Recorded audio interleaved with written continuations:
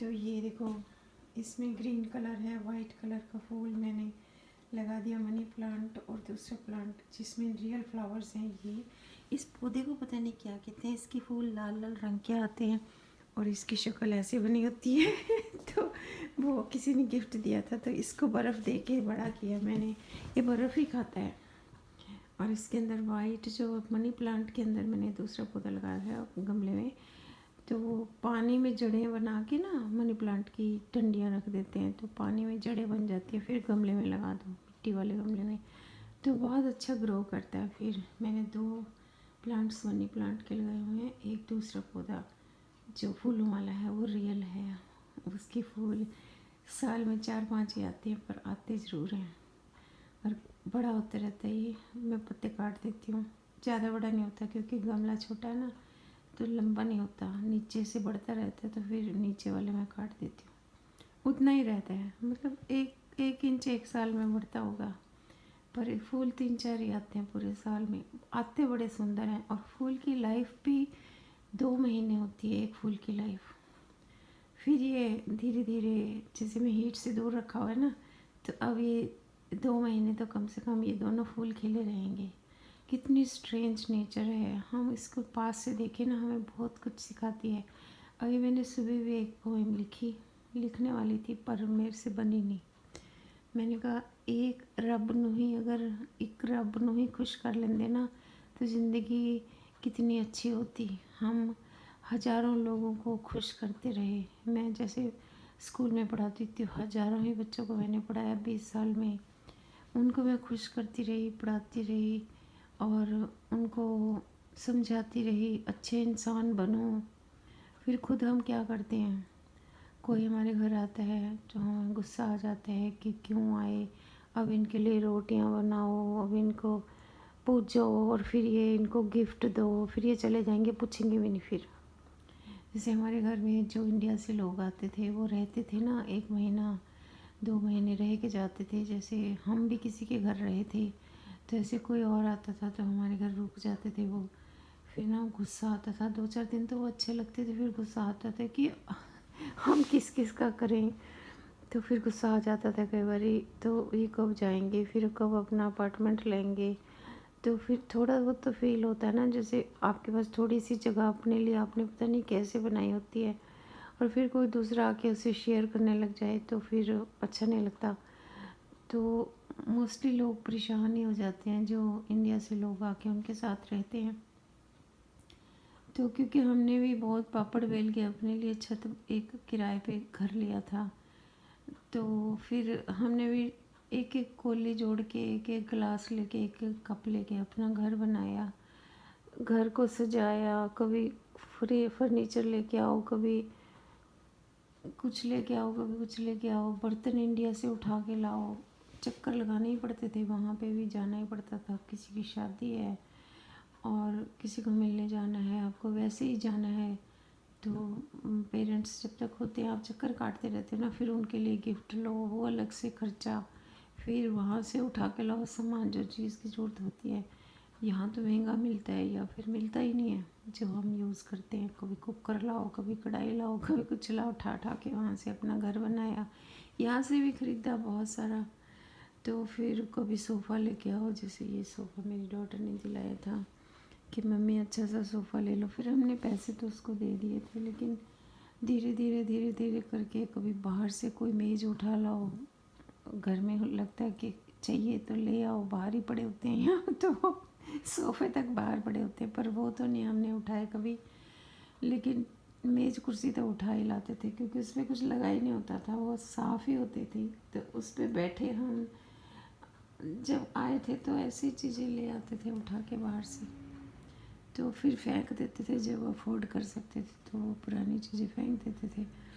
तो ऐसे तिनका तिनका करके इंडिया में तो ख़रीद के ही बनाया था। इंडिया में तो 25 साल हमने रहे, वहाँ तो हर चीज़ पैसों से ही मिलती थी, फ्री में तो कुछ नहीं मिलता था। चम्मच भी लाना हो तो वो भी अपने पैसों का ही लिया, या माँ ने दहेज दिया था, उससे गृहस्थी बनाई। तिनका तिनका करके महल भी बना लिया था एक छोटा सा अपने लिए। प्लॉट लेके घर भी बना लिया था। फिर यहाँ आना पड़ा तो सब याद आता था कि वहाँ क्या क्या छोड़ के आई। तो सारा बना बनाया घर तिनका छोड़ के वहाँ छोड़ आए। फिर शुरू जीरो से शुरू किया। रिश्तेदारों की सुनी, कही, उन्होंने बुला तो लिया, लेकिन उसके बाद तो फिर धक्का दे देते हैं ना, जाओ अपने अपार्टमेंट में रहो, अब आप काम करते हो, तो हर कोई धक्का ही दे देता है। तो रहना भी नहीं चाहते थे हम, तो अकेले ही रहते थे वहाँ पे। तो लेकिन फिर भी शुरू में तो जॉब भी नहीं होती, पैसे भी नहीं होते, तो धीरे धीरे आदमी सीखता है ना।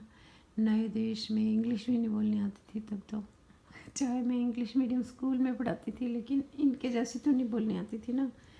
तो फिर इंटरव्यू पे वो हमें पूछते थे तो समझ ही नहीं आता था वो क्या पूछ रहे हैं। तो फिर भी छोटी छोटी जॉब मिल ही जाती थी, उनको पता था कि ये बाहर से आए हैं।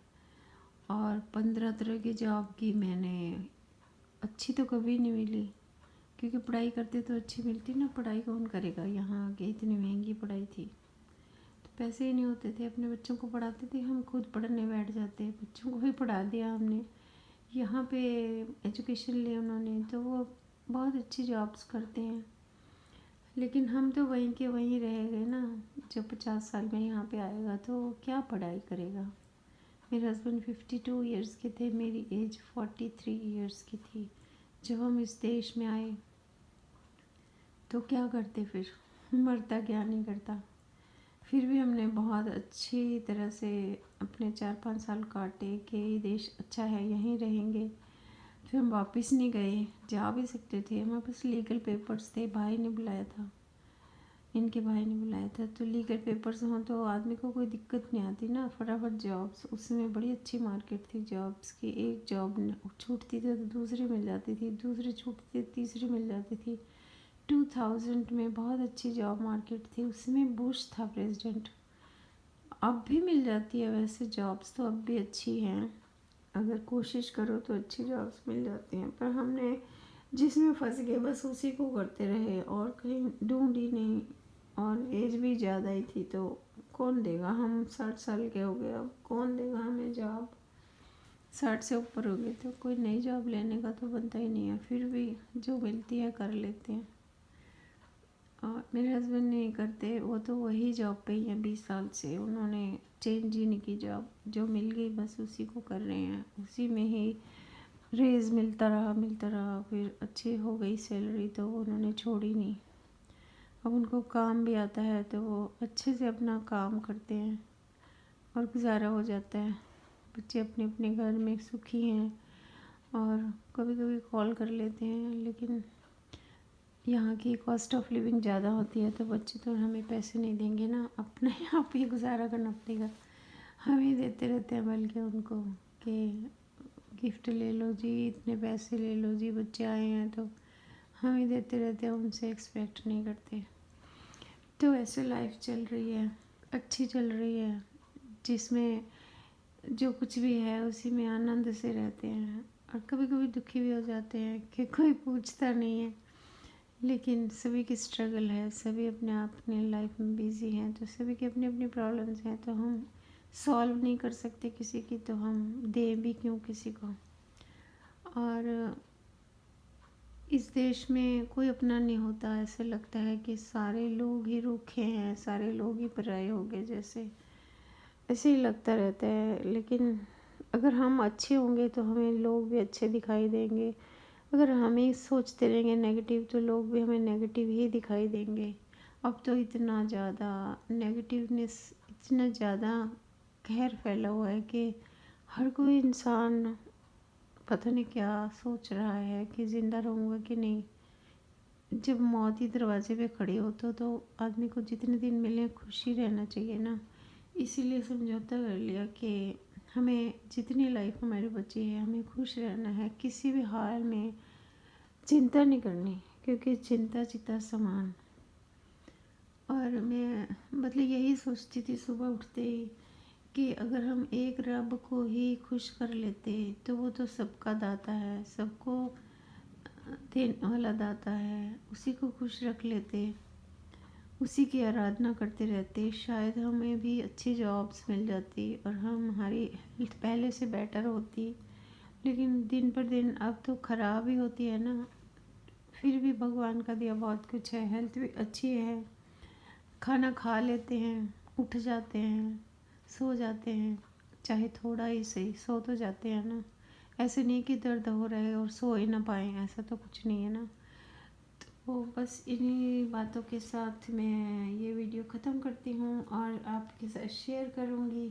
खुश रहना, ठीक है। ओके, फिर बाय। बाहर जाके बाय करती हूँ। अच्छा अच्छा वेदर है बाहर। देखो मैं यहीं पे खड़े होके कर देती हूँ ज़रा।